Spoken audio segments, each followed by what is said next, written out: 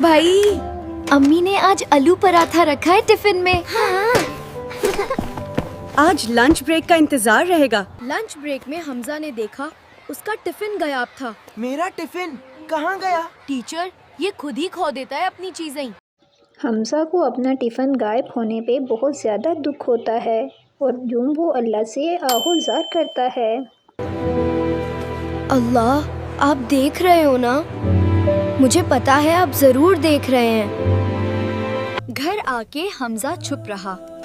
مریم نے محسوس کیا کہ بھائی اداس ہے.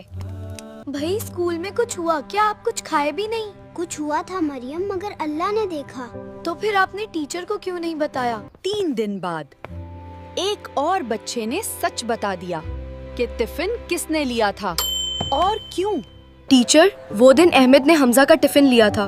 مجھے پتا تھا مگر میں ڈرتا تھا. احمد یہ غلط تھا اور سچ چھپانا بھی غلط ہے. ٹیچر نے حمزہ کو بلایا اور کہا کہ اس بچے نے صبر کیا اور بدلہ نہیں لیا.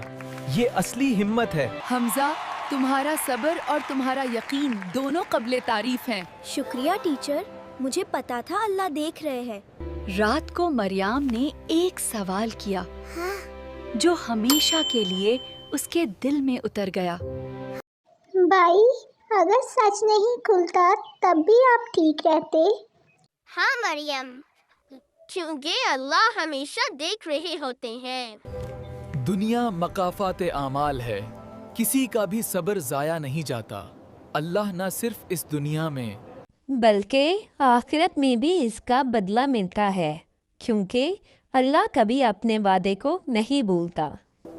صبر کرو، اللہ ہمیشہ دیکھ رہا ہے.